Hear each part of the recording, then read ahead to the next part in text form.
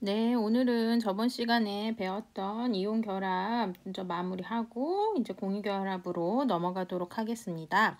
저번 마지막 시간에 우리 뭐 배웠냐면 이온 결합력에 대해서 배웠어요. 그렇죠? 그럼 이온 결합력에 관여하는 힘이 뭐였죠? 그렇죠. 전기력이었죠.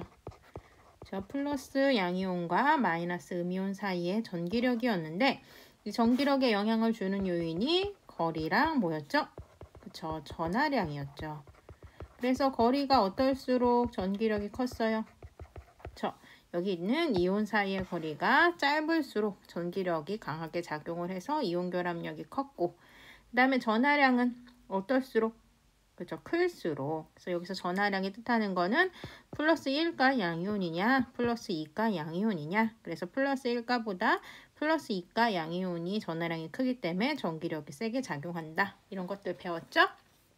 그리고 마지막으로 이 전기력에 의한 이온 결합력의 척도, 이걸 이온 결합력이 센지 아니면 약한지를 뭘 가지고 판단해주면 된다.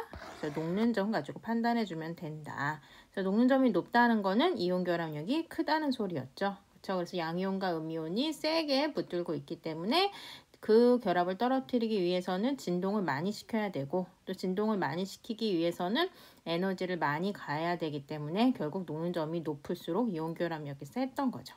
기억하시죠? 그럼 저번 시간에 풀지 않았던 문제를 풀고 다음 내용으로 넘어가도록 하겠습니다.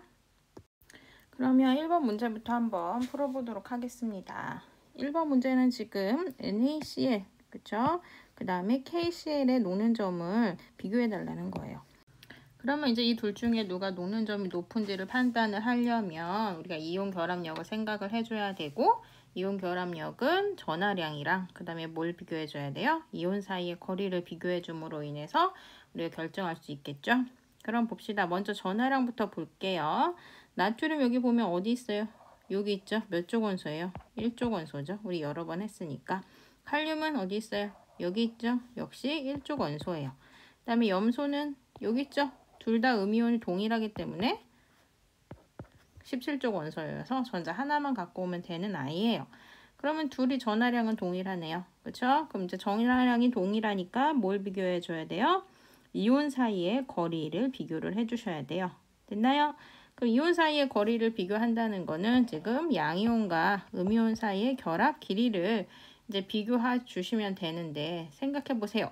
양이온과 음이온이 이온 자체 부피가 커요. 다시 말하면 이 A라는 양이온보다 B라는 양이온의 전자 껍질 개수가 많음으로 인해서 부피 자체가 크다고 생각해 봅시다. 그럼 어떻게 되겠어요? 양이온과 음이온 사이의 거리도 멀어지겠죠. 그렇죠? 자, 보시면은 나트륨은 몇 주기 원소예요? 3주기 원소죠. 원래 전자 껍질이 3개죠. 그렇죠? 그럼 이제 얘가 양이온이 되면은 껍질 하나가 없어지면서 전자 껍질이 몇 개가 되겠어요? 2개가 되겠죠? 껍질 하나 왜 없어져요? 음이온한테 전자 하나를 뺏기면서 껍질 하나가 줄어들죠. 양이온의 특징 우리 앞 시간에 배웠어요. 그 다음에 칼륨은 몇 주기 원소예요? 여기 보면은 지금 4주기 원소죠. 원래 껍질이 4개였는데 얘도 역시 양이온이 되면 몇 개로 될까요? 껍질이 3개로 줄겠죠. 하나 줄면. 그쵸? 그리고 이제 염소의 입장에서는 어차피 음이온이 동일하기 때문에 NaCl이나 KCl이, 그쵸? 얘는 어쨌든 껍질 개수 변하지 않죠? 뭐 둘 다 3개겠죠. 저 껍질 3주기 원소니까. 그럼 생각해 봅시다. 나트륨과 염소의 이 결합에서는 나트륨의 부피가 껍질 2개 정도의 부피일 거고, 근데 칼륨은 염소랑 결합할 때 껍질 3개의 부피로 결합한단 말이에요. 그렇죠? 그러면 이온 사이의 거리는 누가 더 크겠어요? 그렇죠. 이온 사이의 거리는 KCl이 더 멀어지겠죠. 그렇죠? 그럼 거리가 멀어지면 힘은 약해지죠. 그래서 결론적으로 이온 결합력은 NaCl이 크게 되는 거죠. 상대적으로. 그래서 NaCl의 녹는 점이 KCl의 녹는 점보다 더 높게 측정이 될 거예요. 이해되시나요? 그럼 이제 두 번째 문제를 풀어봅시다. NaF랑 MgO 됐나요? 그럼 NaF 먼저 전하량부터 볼게요. 플러스 1가랑 마이너스 1가. 알죠? 방금 NA는 플러스 1가였고, 그 다음에 F는 여기 있죠. 마이너스 1가죠. 그렇죠? NA가 플러스 1가인데 F가 1대1로 결합했다는 거는 결국은 F는 마이너스 1가라는 소리가 되는 거죠. 그렇죠? 그러면 이제 MgO 해봅시다. Mg는 보니까 어디 있어요? 주기율표에. Mg. 여기 있죠? 몇 쪽 원소예요? 2족 원소예요. 몇 개 뺏길까요, 전자? 2개 뺏길 거예요. 그 다음 산소는 어디 있어요? 여기 있어요. 16족 원소예요. 몇 개 뺏어올까요? 2개 뺏어올 거예요. 그럼 이미 이 애들을 비교를 했을 때 전하량부터가 다르죠. 그럼 전하량이 누가 커요? NAF보다 MgO가 커요. 그런데 우리가 저번 시간에 표를 잠깐 가지고 와서 생각을 해봅시다. 보시면은 MgO가 어디 있어요? 여기 있죠, 여기. 그쵸? 그리고 NAF는 여기 있죠. 우리 그때 얘기를 했었는데 지금 위에 3개는 플러스 1가 마이너스 1가고 밑에 2개는 플러스 2가 마이너스 2가죠. 그래서 결국은 전하량이 위에 3개보다 밑에 2개가 4배로 커져요. 그쵸? 그럼으로 인해서 녹는 점이 어떻게 돼요? 엄청 증가하죠. 그쵸? 그래서 우리가 플러스 1가 마이너스 1가 이온이 결합하는 것보다 전해량이 4배로 되면서 녹는 점이 엄청 높아진다는 사실을 인지하고 있으셔야 돼요. NAF는 지금 거리가 231이죠. 그쵸? 그리고 MgO는 205죠. 그쵸? 그래서 거리도 NAF가 또 더 크기도 하고요. 그런데 한 물질을 또 비교를 해보도록 할게요. NAF랑 CaO를 한번 비교해 보도록 할게요. 그쵸? NAF는 231이고요. 그쵸? CaO는 239죠. 그쵸? 이 경우는 지금 거리가 더 멀죠. CaO가. 그쵸? 그럼에도 불구하고 녹는 점이 훨씬 높죠. 전하량이 4배가 커졌기 때문에. 그쵸? 그래서 뭐 거리도 영향을 주고 전하량도 영향을 주지만 이 얼마나 차이가 나느냐에 따라서 또 값이 변할 수 있기 때문에 우리가 이런 것들을 유념해 보시되 지금 보시면 이온 사이의 거리보다 지금 양이온과 음이온이 2배로 증가했을 때 그때가 훨씬 녹는 점이 커진다 라는 것들을 이 표에서 우리가 인지해 볼 수가 있겠어요. 됐죠? 그럼 결국 이 문제에서는 NAF랑 MgO 사이에 누가 결합력이 큰 거예요? MgO가 전하량이 4배 증가하면서 커지는 거죠. 그렇죠? 그래서 이 녹는 점도 커지겠죠. 이해되시나요? 그럼 마지막으로 3번째 문제를 풀도록 하겠습니다. 지금 SRO, 그 다음에 CaO 이렇게 결합되어 있는데 보시면 스트론튬 SR은 어디 있냐면 여기 있어요. 몇 족 원소예요? 2족 원소죠. 그럼 몇 가 양이온일까요? 그렇죠? 2가 양이온이 되겠죠. 그렇죠? 그 다음에 산소는 우리 많이 했죠? 2가 음이온. 그 다음에 칼슘은 어디 있어요? 얘도 역시 2족 원소니까 2가 양이온, 2가 음이온. 그럼 얘네 역시 전하량이 동일하네요. 그럼 이제 거리를 비교를 해주셔야 되죠? 아까 거리에 어떻게 비교하라? 1번에서 저 껍질의 개수가 많아질수록 그 양이온과 음이온 사이에 거리가 멀어진다라고 생각해주면 된다 그랬죠? 그러면 일단 음이온은 둘 다 산소니까 부피가 동일할 거니까 양이온만 봅시다.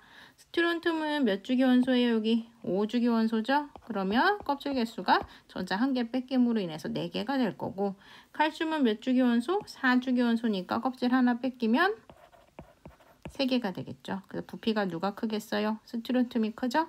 그래서 이온 사이의 거리도 SRO, 얘가 더 이온 사이의 거리가 커지겠죠. 그럼 결합력은 작아지겠죠. 그래서 결합력이 더 크고 녹는 점이 큰 아이는 CaO가 됩니다.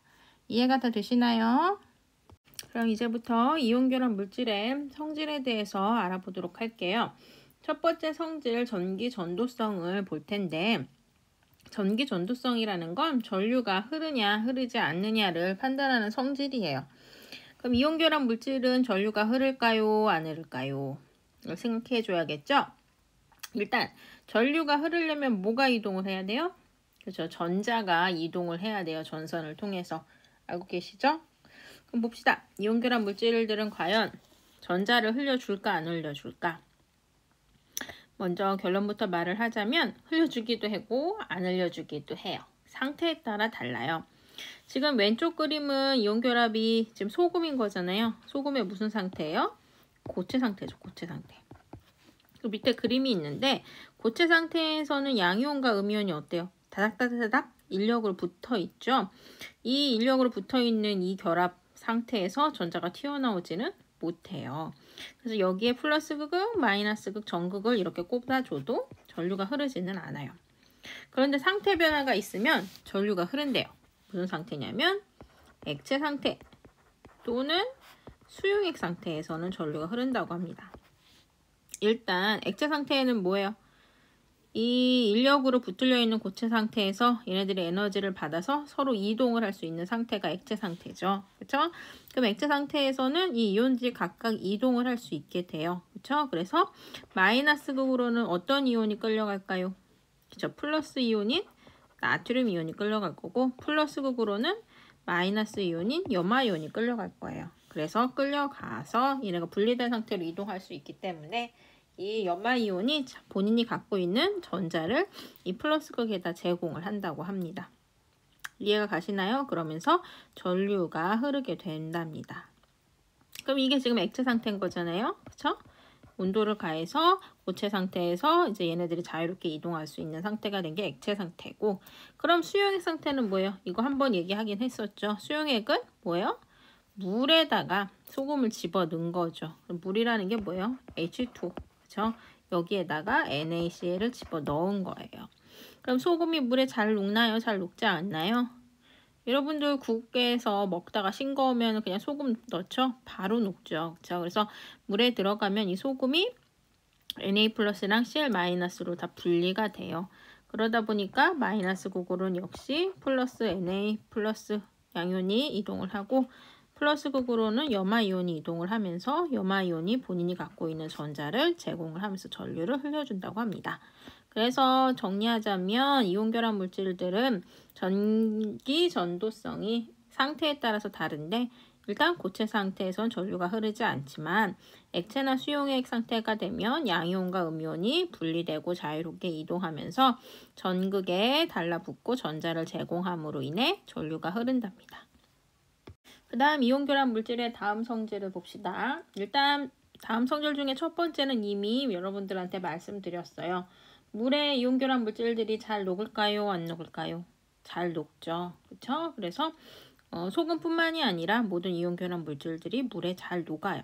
물에 어떻게 잘 녹을 수 있냐? 그건 뒤에 가서 이제 설명을 드릴 건데, 맛배기만 잠깐 설명을 드리면, 물이라는 애가 어떻게 생겼다 그랬죠? 저 산소 하나에 수소 두 개로 공유 결합으로 이루어진 분자 형태죠. 그렇죠? 근데 이제 이 물이라는 게 뒤에 가서 이제 공유 결합을 통해서 배우겠지만, 이 수소랑 이 산소가 전자를 끌어당기긴 끌어당기는데 같이 끌어당기죠. 같이 끌어당기는데 끌어당기는 힘이 좀 달라요. 그래서 어쨌거나 결론적으로 산소 쪽이 약간 마이너스를 띠고요. 수소 쪽이 약간 플러스를 띄게 돼요. 그래서 이 물 자체가 약간의 전기적 성질을 띠고 있어요. 그래서 물 자체가 전기적 성질을 띠고 있기 때문에 거기에다 이렇게 소금을 집어넣으면 소금 자체도 전기적 성질을 띠고 있잖아요. Na는 플러스, Cl은 마이너스를 띠고 있죠. 그러면 이제 Na는 플러스를 띠기 때문에 물에서 어떤 부분에 이 플러스 주위로 달라붙게 되냐면 마이너스를 띠는 산소 부분이 물 주위로 이렇게 달라붙어요. 그냥 마이너스랑 플러스는 서로 잡아당기니까. 그렇죠? 그리고 염화이온은 전체적으로 마이너스를 띠기 때문에 물에서 플러스를 띠는 수소 부분이 이렇게 달라붙게 돼요. 그러면서 양이온과 음이온을 막 분리시켜요. 그러면서 녹아 들어가는 거예요. 이해하시겠어요? 그래서 뒤에서 나오겠지만 이렇게 전기적 성질을 띠는 용매를 극성 용매라 그래요. 그래서 용매라는 건 뭐예요? 어떤 두 가지 물질을 섞을 때 양이 많은 걸 용매라고 하죠. 뭘 섞을 때 대부분 물의 양이 많고 거기다 이제 다른 물질들을 섞게 되기 때문에 물은 대부분 용매고요. 그렇죠? 양이 적은 걸 용질이라고 해요.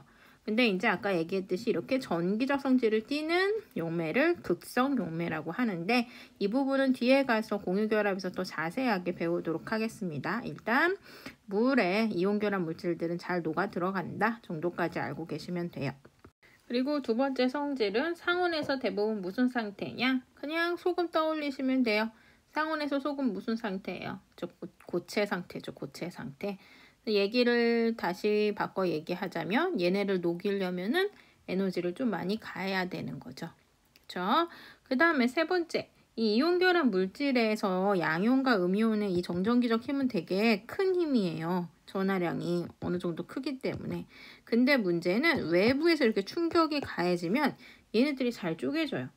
아니 왜 힘이 양이온과 음이온이 힘이 큰데 왜 잘 쪼개지냐? 이렇게 물어보시면 설명은 이렇게 드리면 돼요. 얘네들이 외부에서 힘을 가하면 지금 양이온 옆에 음이온 옆에 양이온 옆에 음이온 이렇게 해가지고 원래 결합이 형성돼 있는데 이 결합이 틀어지게 되죠. 외부에서 가해지면. 그럼 배열이 틀어지면 어떤 일이 일어나요? 양이온 옆에 양이온이 오고 음이온 옆에 음이온이 오고 양이온 옆에 양이온이 오는 상황이 발생을 하는 거죠. 그럼 같은 전하를 띠는 아이들끼리 서로 가까이 서게 되면 무슨 힘이 작용해요? 청력이 작용을 하죠. 그래서 청력이 생기기 때문에 잘 쪼개지는 거예요. 그래서 이온결합은 원래는 단단하지만 외부에서 힘이 가해지면 그 배열이 틀어지면서 양이온과 양이온, 음이온과 음이온 사이에 청력 발생 때문에 쉽게 부스러지는 게 특징이랍니다. 이해되시죠? 그럼 우리 생활 주변의 이온결합 물질을 보고 마무리하도록 하겠습니다. 이온결합에 대해서는 일단 비누도 이온결합이에요. 그럼 비누는 뭘로 이루어져 있냐면 수산화 나트륨, 그렇죠? 그래서 수산화 나트륨 우리 했었죠. 나트륨 1가 양이온, 수산화 이온은 1가 음이온. 그래서 얘네들이 1대1로 결합한 물질로 비누가 이루어져 있는 이온결합 물질이고, 두 번째 달걀 껍데기에 탄산칼슘. 탄산칼슘은 많이 들어봤죠. 우리 대리석의 성분이기도 해요. 그렇죠? 그래서 칼슘은 이가 양이온이고, 그렇죠? 탄산이온은 이가 음이온이에요. 그래서 칼슘은 2개 뺏겨야지 안정하는 거고, 그렇죠? 그다음 탄산이온 2개 뺏어와야지 안정하기 때문에 1대1로 결합을 해서 이제 화학식은 이렇게 쓰는 거랍니다. 역시 달걀 껍데기에도 이 성분이 들어가 있고요. 그렇죠? 그 다음에 이제 베이킹 파우더 여러분 빵 만들 때 쓰죠. 거기에 들어가 있는 탄산수소 나트륨도 이온이에요. 그래서 우리 나트륨이 몇 가 양이온? 1가 양이온이죠. 그 다음에 HCO3- 얘는 1가 음이온. 역시 얘도 1대1로 결합되어 있는 이온 물질이라고 합니다. 다음으로 볼 이온 결합 물질들은 제설제. 뭘 제거하는 거예요? 눈을. 그렇죠? 그래서 이 이온 결합 물질인데 염화칼슘이에요. 그럼 염화칼슘은 어떻게 쓸까요? 화학식을. 염소랑 칼슘이 있겠죠? 누가 양이온일까요? 이제 칼슘. 다음에 칼슘은 이가 양이온이고 우리 연소는 1가 음이온이었잖아요. 그럼 몇 대 몇으로 결합해야 돼요? 얘 2개 뺏기려면 염화이온이 2개 필요하죠. 그래서 1대2로 결합해야 되죠. CaCl2 이렇게 되는 거겠죠. 그렇죠? 그래서 이 아이가 눈을 녹여주는 역할을 합니다. 그래서 보시면은 이제 물을 흡수를 하게 되면 그렇죠? 뭐를 내요? 열을 낸대죠. 그러면서 물 녹여주는 역할을 하는 거죠. 이해하시겠죠? 그다음 마지막으로 이제 여기 보이는 이 그림이 뭔가요? 그죠? 두부죠, 두부. 그죠? 두부가 뭘로 만들어요? 여기 보이는 이 콩으로 만들죠. 그럼 콩을 이제 갈아가지고 두부를 만드는데 콩을 간다고 얘네들이 서로 이렇게 뭉치진 않죠. 그래서 얘를 응고시켜서 이렇게 단단하게 만들어주는 작업이 필요해요.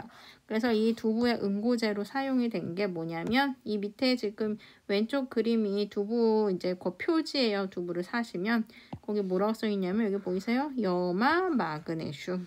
그렇죠? 그럼 염화 마그네슘 화학식이 뭘까요? 마그네슘. 마그네슘은 Mg죠, Mg. 그렇죠?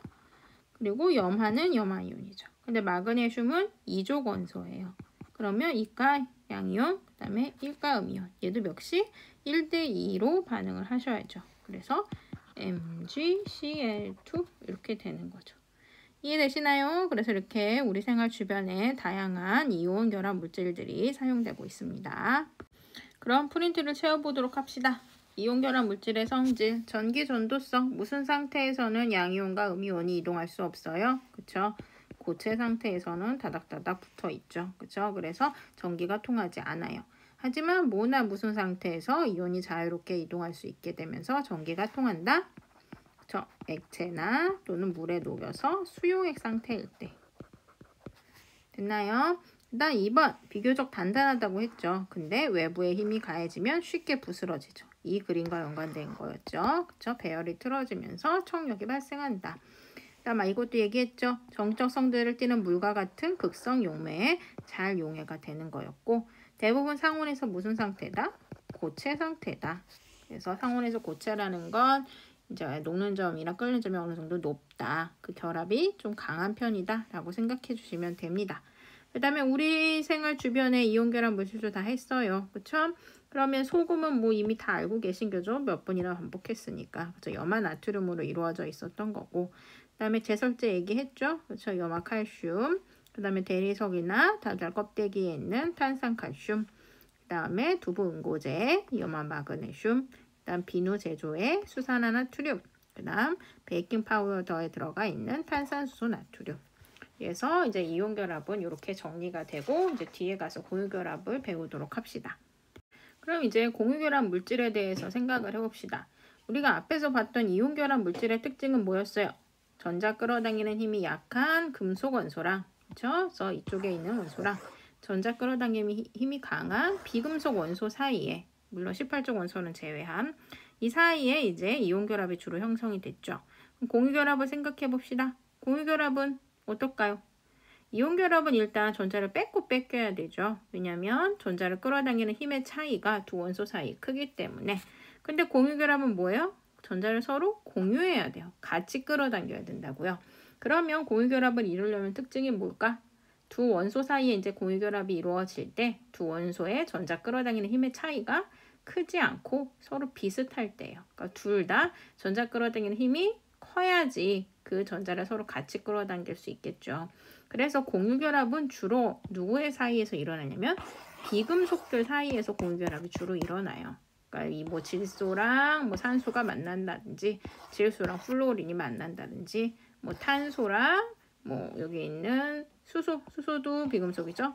만난다든지. 그래서 공유결합 특징은 전자 끌어당기는 힘의 차이가 서로 크지 않는, 다시 말하면 비금속끼리 서로 잡아당기면서 형성되는 게 공유결합의 특징이고, 공유결합을 이룰 때는 어떻게 한다?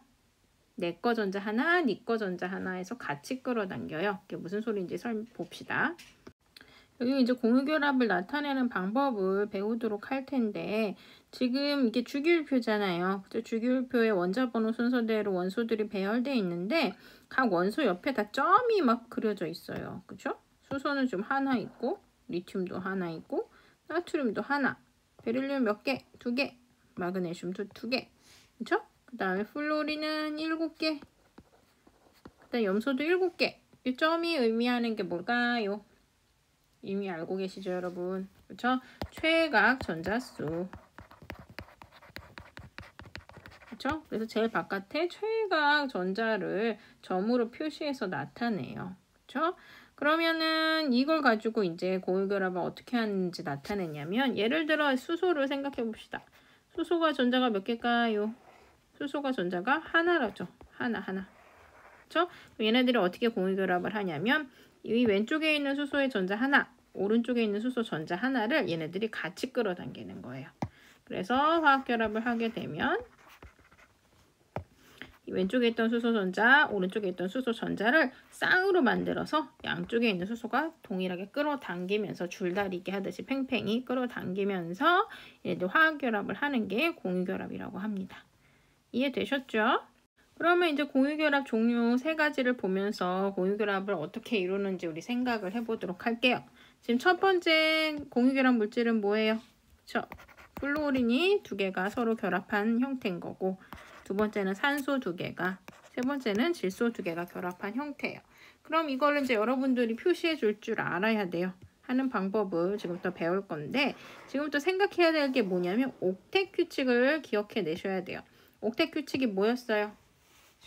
1족부터 17족 원소가 화학결합을 할 때 18족 원소처럼 제일 바깥 껍질의 전자를 8개 만들려고 하면서 화학결합을 하는 게 옥텟 규칙이어서 우리가 이온결합에 적용해가지고 이미 배웠어요.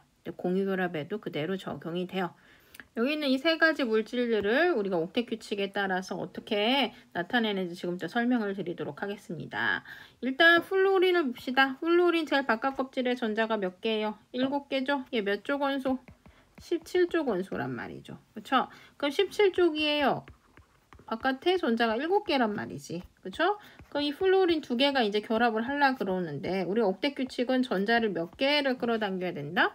8개를 끌어당겨야지 안정하단 말이죠. 그럼 얘는 몇 개가 더 필요해요? 전자가 7개 있으니까 1개 더 끌어와야 되고, 오른쪽 플루오린도 마찬가지로 1개가 더 필요하죠. 그럼 어떻게 하냐?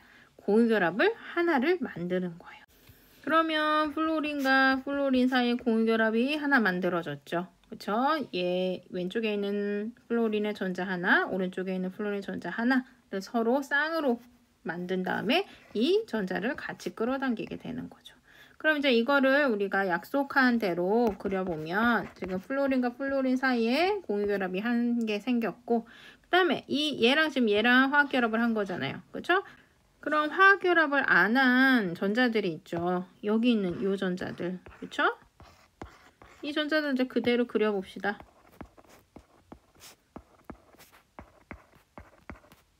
됐나요? 그러면 정리해볼게요. 이 왼쪽에 있는 플로린이 잡아당기는 전자수 총 몇 개? 8개. 오른쪽에 있는 플로린이 잡아당기는 전자수도 총 8개. 서로 옥텟 규칙이 만족되면서 안정화되는 거죠. 이해하시겠어요? 그래서 여러분들이 이걸 이제 루이스 전자점식이라고 하는데 점으로 이제 나타내는 거예요. 전자점식으로 F2 물질의 공유결합을 나타내 보시오. 그러면 이렇게 점을 찍어서 나타내 주시면 되고요. 만약에 루이스 구조식으로 나타내 주시오. 그러면 이 지금 공유전자 쌍을 짝대기로만 나타내 주시면 이게 구조식이에요. 이해하시겠죠? 그래서 플로린 물질 같은 경우는 플로린과 플로린 사이에 공유전자 쌍이 몇 쌍 있어요? 한 쌍 있는 거예요. 한 쌍. 됐나요? 그리고 또 하나의 개념. 공유결합을 하지 않고 원래 플로린이 갖고 있었던 요 전자 쌍들 있잖아요. 총 몇 개요? 6개의 전자 쌍이 있죠? 이거를 무슨 전자 쌍이라 그러냐면 비공유 전자쌍이라 그래요. 공유하지 않는 전자쌍은 이 플로린 F2의 물질에서 총 몇 쌍이 있어요? 6쌍이 있는 거죠. 이해되시나요? 그럼 이제 두 번째 산소를 해봅시다. 산소는 지금 제일 바깥 껍질에 전자가 몇 개요? 6개죠? 그럼 몇 조 원소일까? 16조 원소죠. 그렇죠? 생각해봅시다. 16조 8개 만들려면 전자가 몇 개 더 필요해요? 그쵸. 2개가 더 필요하죠. 2개를 더 끌고 와야죠. 그럼 아까 봤듯이 플로린 F2 같은 경우 전자가 하나씩 더 필요했기 때문에 공유전자쌍을 한 쌍 만들었죠. 그럼 지금 O2 같은 경우는 전자가 2개씩 필요한 거잖아. 왼쪽 산소도 2개 필요하고 오른쪽 산소도 2개 필요하죠. 그럼 전자쌍을 몇 쌍 만들면 되냐면 2쌍을 만들면 돼요. 그쵸? 그러면 지금 산소랑 산소 사이에 2쌍의 공유전자쌍이 만들어졌고 그 다음에 비공유전자쌍 얘네들 그려주면 아이고 이렇게 되죠. 그쵸? 그럼 얘도 역시 왼쪽에 있는 산소가 끌어당기는 거 8개 오른쪽에 있는 산소가 끌어당기는 거 8개 되는 거죠. 이해되시죠? 그러면 이거를 다시 루이스 전자점식으로 잘 그리면 이렇게 되는 거고 루이스 구조식으로 그리면 공유 전자 쌍만 짝대기로 나타내면 되니까 이렇게 되는 거죠. 그러면 이 O2라는 결합 안에는 공유 전자 쌍이 총 몇 쌍? 공유 전자 쌍 총 2쌍. 그쵸? 얘 하나, 얘 하나. 그쵸? 그 다음에 비공유 전자 쌍은 몇 쌍? 총 1쌍, 2쌍, 3쌍, 4쌍. 4쌍이 있는 거죠. 그리고 또 플로린이랑 다른 점은 뭐냐면 이 플로린 위에 있는 물질은 플로린과 플로린 사이에 공유전자쌍이 한 쌍만 있었잖아요. 그죠? 두 원소 사이에 한 쌍의 공유결합을 했어요. 근데 지금 산소 기체는 두 원소 사이에 2쌍의 공유결합이 형성돼 있죠. 이걸 무슨 결합이라 그러냐면 이중결합이라 그래요. 그럼 플로린은 뭐라 그러냐? 단일결합이라 그래요. 두 원소 사이의 결합이 한 쌍 있으면 단일결합, 두 원소 사이에 결합이 2쌍 있으면 이중결합. 이해되시죠? 그럼 마지막으로 이제 질소를 해봅시다. 질소는 보니까 원자가 전자수가 하나, 둘, 셋, 넷, 5개죠? 몇 조 원소? 15조 원소. 그럼 8개 만들려면 전자 몇 개 필요해요? 3개 더 필요하죠? 왼쪽에 있는 질소도 3개 필요하고 오른쪽에 있는 질소도 3개 필요해요. 그러면 3개 필요하면 전자쌍 몇 쌍 만들어라? 그쵸? 3쌍 만들어라.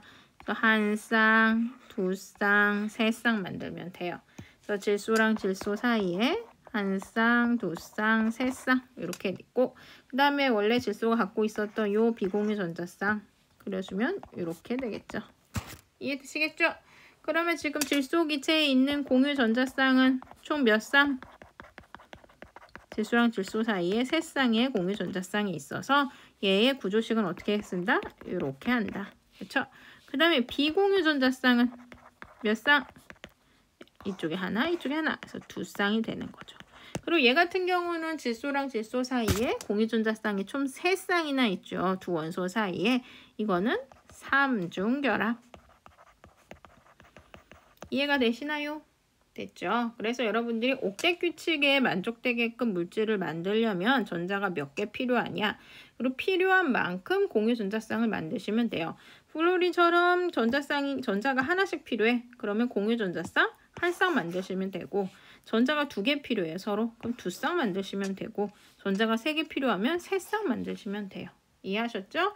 그리고 아까 얘기했듯이 공유 전자쌍과 비공유 전자쌍의 개념을 여러분들이 알고 계셔야 되고, 두 원소 사이에 있는 공유 전자쌍의 숫자에 의해서 단일 결합, 그 다음에 이중 결합, 그 다음에 삼중 결합을 우리 구분할 줄 알아야 돼요. 그리고 이제 마지막으로 요거를 여러분들이 헷갈려 하시는데, 그 만약에 주관식에 나왔어요. 그 주관식에 나와가지고 여러분들이 루이스 전자점식을 써야 돼. 그러면 이게 지금 이렇게 쓰기로 약속을 한 거잖아요. 선생님이 가르쳐준 대로. 근데 가끔 가다가 단일 결합 전자쌍을 이렇게 하시는 분이 있어요. 이렇게. 이거 안 돼요. 우리 약속은 위아래로 찍어주기로 한 거죠. 그쵸? 그래서 이렇게 가로로 찍으시면 안 되고 이렇게 위아래로 찍으시는 게 특징이고, 역시 질소도 마찬가지예요. 삼중결합 어떻게 찍기겠어요? 둘둘둘로 찍기로 약속했죠? 근데 이렇게 셋의 수수로 찍으시는 분들이 있어요. 이거 안 돼요. 그래서 약속은 지키셔야죠. 그렇죠? 그래서 이렇게 하기로 약속했으니까 단일결합할 때는 위아래로 찍으시고, 삼중결합을 할 때는 둘둘둘로 찍으셔야 돼요. 그리고 마지막 하나, 이제 여러분들이 가끔 헷갈려 하시는 게 아니라 질문하실 때 뭘 질문하실 수 있냐면, 맨 처음에 했던 수소를 봅시다. 수소는 여러분 보니까 전자가 하나잖아요. 옥텟 규칙을 만족하려면 뭐 8개까지 전자를 끌어와야 되는데, 뭐 얘네들 아까 어떻게 결합했어요? 서로 전자쌍 한 쌍 만들어서 결합했잖아요. 이거 안정할까요? 안정해요. 왜 그러냐면 여러분 수소가 원자번호 1번이죠. 그다음 원자번호 2번이 누구게요? 헬륨이에요. 헬륨이 원자번호 2번. 헬륨은 몇 쪽 원소? 18쪽 원소. 헬륨은 전자 2개를 갖고 있는데 안정하기 때문에 자기 혼자 스스로 있는 원소란 말이죠. 그럼 수소 입장에서 지금 수소가 2개가 화학결합을 하면 어떻게 되겠어요? 2개의 전자를 끌어당기게 되잖아요. 양쪽에. 그렇죠? 그럼 누구처럼 전자 배치가 돼요? 헬륨. 18쪽 원소인 헬륨처럼 화학 배치가 되기 때문에 이 수소 기체는 안정한 거예요. 그러니까 옥텟 규칙에 만족한다고 할 수 있는 거죠. 어쨌거나 수소도 화학결합을 하면서 18쪽 원소처럼 전자 배치를 하면서 안정화됐기 때문에 비록 얘 주변에 전자가 8개는 없다 하더라도 얘는 옥텟 규칙을 만족한다고 볼 수가 있는 거예요. 이해하시겠나요? 그럼 프린트를 채워봅시다. 공유결합은 무슨 원소 사이에서 형성되는 결합? 그쵸? 비금속 원소들 사이에서 형성이 주로 되죠. 그쵸? 전자 끌어당기는 힘이 큰 애들끼리 서로 이제 같이 전자를 끌어당기면서 형성이 되는데, 빈금속 원자들이 전자를 내놓아서 뭐를 만들어요? 즉 공유 전자쌍을 만들죠. 그리고 이 전자쌍을 서로 공유해서 끌어당기면서 비활성 기체와 같은 안정한 전자 배치를 이루면서 결합을 하려고 하죠. 이거를 옥텟 규칙이라고 했고, 그 다음에 공유 결합의 표시. 일단 루이스 전자점식 아까 했었죠. 점으로 찍어서 나타내는 거. 원소 기호 주위에 뭐를 점으로 표시해서 나타낸 식? 최외각 전자 또는 뭐 원자가 전자. 그죠? 그걸 점으로 찍어서 나타낸 식인데, 공유 결합에 참여하는 전자쌍은 무슨 전자쌍? 그렇죠? 공유 전자쌍. 서로 같이 끌어당기는 전자쌍. 그 다음에 공유 결합에 참여하지 않고 한쪽에 있는 원자에만 속해 있는 전자쌍은 비공유 전자쌍. 다 설명드렸죠. 그렇죠? 그리고 이제 루이스 구조식 같은 경우는 공유 전자쌍을 이렇게 결합선으로 나타내면 구조식이었고, 그 다음에 플로린처럼 플로린 사이에 두 원소 사이에 하나의 공유 전자쌍만 있으면 단일 결합, 두 원소 사이에 2개의 공유 전자쌍이 있으면 이중 결합, 두 원소 사이에 3개의 공유 전자쌍이 있으면 삼중 결합이다. 이렇게 해서 우리가 배우셨습니다. 그리고 이제 프린트 밑에 물질들을 다 전자점식으로 나타내어 보는 것들이 있는데 이걸 이제 다음 시간에 다시 배우면서 또 나아가 보도록 하겠습니다. 수고하셨습니다.